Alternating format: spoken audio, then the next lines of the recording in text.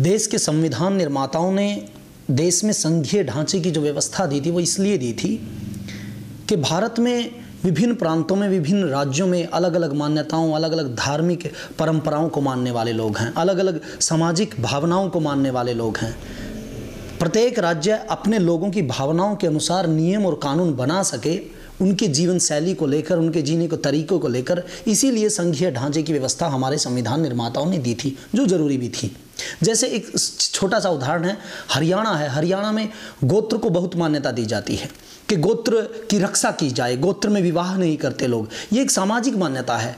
ऐसी मान्यताएं हजारों पूरे भारत में मानी जाती हैं, जिनकी रक्षा के लिए ऐसे कानून की व्यवस्था की गई कि सामाजिक और धार्मिक अलग अलग मान्यताओं के लोगों के लिए राज्यों को कुछ अधिकार दिए जाएं। लेकिन देश में ये पहली बार देख रहे हैं कलकत्ता में कि केंद्रीय जांच एजेंसियां गई, उनको गिरफ्तार कर लिया गया और बताया जा रहा है कि संघीय अधिकार के तहत गिरफ्तार किया, राज्य के अपने कुछ अधिकार हैं। ये संविधान की अनोखी व्याख्या देखने को मिल रही है। आप अपराध कीजिए, अपराधियों को शरण दीजिए और उनको कहिए कि इनको गिरफ्तार नहीं होने देंगे क्योंकि हमारा अंदरूनी मामला है। ये संघीय ढांचे के अधिकार नहीं है। ये बिल्कुल गलत संविधान की व्याख्या है, जो मेरे जानकारी में है। किसी और की जानकारी में तो मुझे सूचना दे सकता है, लेकिन ये संविधान की व्याख्या नहीं है संघीय ढांचे के अधिकार के। कुछ दिन पहले मैंने एक खबर और सुनी थी, शायद 1-1.5 साल हो गया या ज़्यादा हो गया होगा, मेरी जानकारी मैंने सुना था कि बंगाल में विस्फोट हुए थे।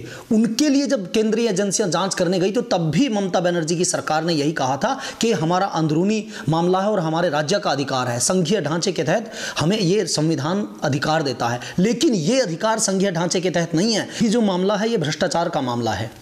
ये नहीं कि अपना घर का मामला है। और ममता बनर्जी कह रही हैं कि जिस अधिकारी पर जांच हो रही है वो बहुत अच्छा है। मतलब आप खुद ही बेगुनाह साबित कर दो, खुद ही गुनहगार साबित कर दो, फिर आप जितने आपके राज्य में न्यायालय उनको सबको बंद कर दें। ममता बनर्जी जी सर्टिफिकेट दे देंगी सबको। मैं ये कहना चाहता हूँ, इस पूरे मामले में सर्वहित पार्टी का पक्ष है कि जिन लोगों ने ये काम किया है उन पर कानूनी कार्रवाई होनी चाहिए और बंगाल में तत्काल राष्ट्रपति शासन लगना चाहिए, ताकि आगे से कोई ऐसी हिम्मत ना कर सके कि जिस भावना से देश की अखंडता पर मुश्किल आ खड़ी हो। ये किसी पार्टी की तरफ से हम नहीं बोल रहे कि किसी पार्टी के पक्ष में, अन्य सर्वहित को छोड़ के किसी और पार्टी के पक्ष में। हम देश के हक में बोल रहे हैं कि देश की एकता और देश के संविधान के लिए कठोर फैसले लेने चाहिए और ऐसी बातें कभी बर्दाश्त नहीं करनी चाहिए।